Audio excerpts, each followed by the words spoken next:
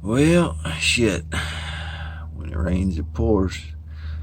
Okay, so before I got here this morning, my boss came out here and he went ahead and drilled the first hole almost all the way through. He started with not the smallest bit, but quite a bit smaller than me. He said he likes to go small and then step his way up. My thoughts on that are the more bits you use, the more possibility is you're going to break a bit. I didn't break much, but I broke the tip off of the second bit I used, or third, and it's still in there.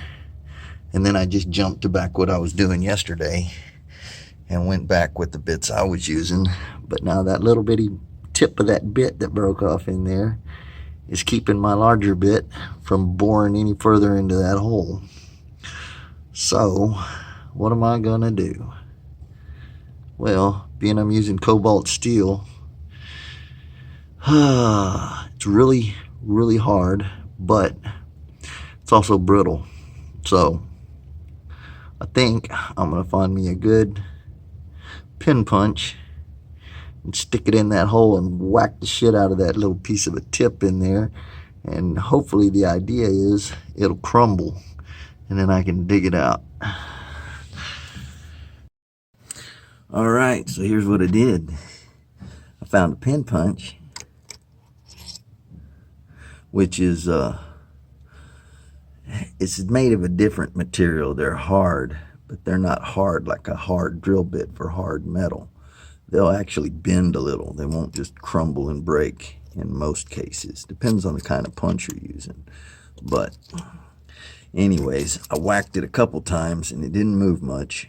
And I was afraid, oh shit, I just shoved that tip further in the hole. But whacked it a third time, put a little more behind it, and it sunk so hard I was stuck in there a little bit. So now I'm certain I crumbled that little piece a little bit. It's shoved further in the hole, but it's not going to stop my drill bit. So onward with the drilling.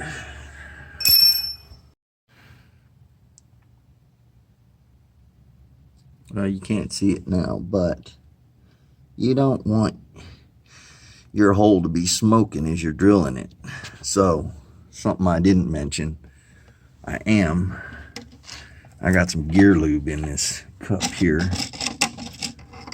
and I'm keeping my drill nice and lubricated so it cuts and doesn't wear out the cutting edge.